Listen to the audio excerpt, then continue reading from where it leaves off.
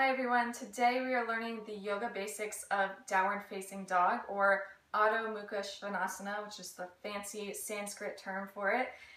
Downward facing dog is huge in yoga. It connects a lot of poses. You're going to do a lot of it, so you really want to get comfortable with that pose. A lot of people who first start yoga find just a little bit of trouble with it, but once you start practicing, it just becomes a natural pose. First things first, anytime you put your hands onto the mat, you want to make sure you are spreading all 10 fingers wide.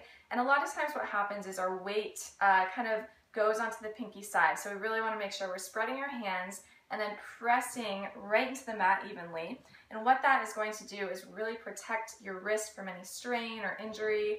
We do a ton of weight bearing on our hands in yoga, especially in downward facing dog. We're going to start from all fours. I'm spreading my fingers, my hands wide here. And just take a moment to, your shoulder blades here, sink into them. So go ahead and kind of relax that down. Then I want you to think about pressing out of your hands and lifting your shoulder blades back up. So keep in mind that feeling of lifting the shoulder blades and avoiding this kind of sinking feeling. From there, tuck the toes and lift the hips up and back, still feeling wide, nice and open in the shoulder blades. So it's not going to feel as intense as it was in all fours, but you still want to kind of feel that opening of the shoulder blades and not a sinking feeling. Really relax the head and the chest back towards your legs. A lot of times what happens if you're new to yoga, we put a lot of weight in our hands and we end up here. But we really want to think of lifting up and back, relaxing the head, relaxing the chest. Now the hands can be shoulder distance and the feet are going to be about hip distance. Really just comes to your comfort level.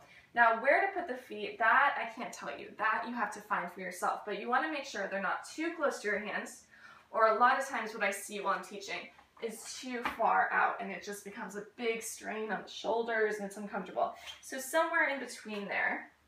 And if you still feel like, oh, this feels wrong, ask your yoga teacher, because there's a really great assist that helps you feel your hips kind of reach back. But something I also wanted to address, I find a lot of people have trouble with, is stepping your foot through from downward facing dog.